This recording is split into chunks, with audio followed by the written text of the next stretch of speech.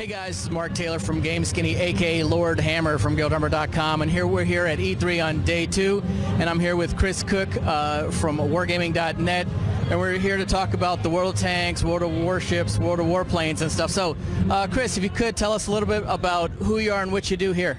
Hi, my name is Chris, as you mentioned before. I run PR here for Wargaming in the U.S. All right, perfect. So can you tell us what specifically Wargaming.net is looking to do at E3 in terms of any great messaging or anything new? It's a lot about new stuff. Obviously, Monday, as part of the Microsoft press conference, we announced World of Tanks Xbox 360 edition. A really big step for us, something that we're really excited about. People who are at E3 can actually come play it at our booth, as well as play it at the Microsoft booth. We've got 7 versus 7 matches going on. On top of that, earlier this week we announced the open beta date for World of Warplanes, our next upcoming game. Open beta is going to hit July 2nd, so we're excited to get a lot of people into that game, into these great planes, and really having a great time with the multiplayer PvP combat. Lastly, and really fun, we're showing for the very first time at E3 our third upcoming game, World of Warships. We have a really cool theater as part of our booth. Every hour, on the half hour, we're showing folks here really what is the very first glimpse of that game. So it's been great so far. So in terms of the Xbox or the console version of World of Tanks, is that going to integrate with the PC version, or will it be a separate universe, shall we say? It's going to be separated. Obviously, we're making the PC version its own thing, and we're making the Xbox 360 version its own thing. I think it really comes down to the fact that the 360 edition of World of Tanks is not a port.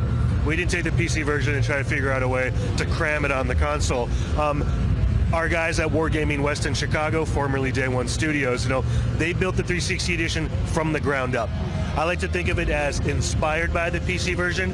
We've taken a lot of the core gameplay and teamwork and features from that PC version, but really built it from the ground up and fine-tuned it specifically for a console experience and a console player. It moves a little faster, tanks are a little quicker, advancement through the tech trees are a little sped up, just to keep people in the action and moving a little bit quicker. Okay, now in terms of World of Warplanes, I mean, the game looks amazing from what I've seen. I have not had a chance to play it, but I definitely will do so as soon as we're done here. What is it about that kind of period in time that the company seems to focus around? And I guess a second follow-on to that is, will you be looking at maybe doing something in terms of like jets or more modern genre? I don't know. I think the time period really fits with us, and what we really were drawn to is that there were so many iconic vehicles from that time period, particularly World War II. You look at tanks, you have the Sherman, you have the Churchill, you have the Tiger and the Panther, and when you look at planes as well, it's the same thing. The Spitfire, the Corsair, the P-51 Mustang. You have these warbirds that really defined a generation, and not only defined the war, but really defined a country.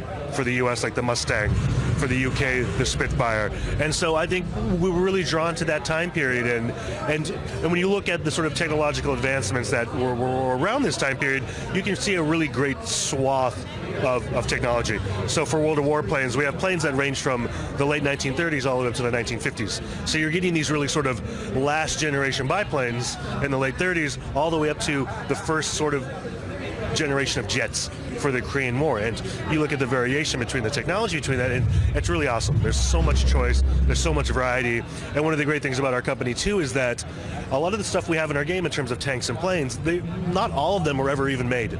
We have teams of researchers for both games that go out, scour archives, talk to historians, go and find the real things, and bring a lot of not only planes that existed and saw combat and actually flew, to those planes that maybe they made one prototype of, they tried it out once and they're like, no way, it's not going to work. But you know what, we can take that info, we can take those blueprints, and we can put it into our game. And I think we have a lot of fun doing that. Very cool. So what can you tell us about the World of Warships in terms of, the type of combat, fleet combat versus, single ship combat? Are there submarines? Can you tell us about that? So first off, there's no submarines. No submarines, sorry. When we get asked that question a lot, actually, and I think it ultimately ends up being a little bit of a balance issue, and that everything sort of operates on a 3D plane, but it's flat. I think the moment you add submarines and you add that layer of depth to it, I think it can cause some balance issues.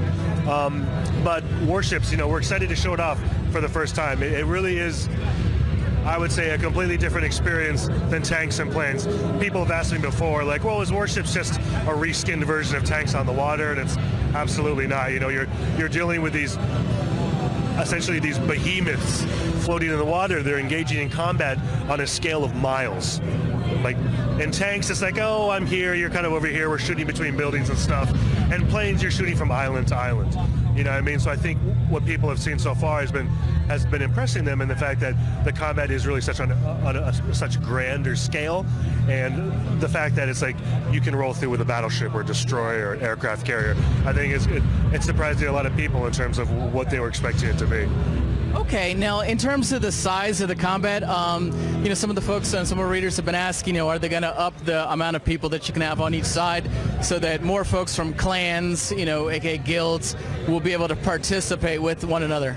I think the team is looking at it. I can't really say anything specific now, but obviously we're a company that really tries our best to make sure that we're taking feedback from the community. I think if you've seen a lot of stuff we've done with the latest updates to tanks and the closed beta for planes, a lot of that new content and new change has been dictated by the community. So we're actively looking at some of those things like that, but right now, no new information, sorry. Okay, finally, last question. Are you looking to have more social media integration than what you have right now? We are. As for specifics, I can't really talk about anything yet. We're always looking at how we can sort of bring our community together outside of the typical message boards and things like that, and specifically in-game. It's always something we're interested in investigating, so we'll keep doing that, and hopefully we'll have something to talk about soon. All right, Chris, thanks, and have a great E3.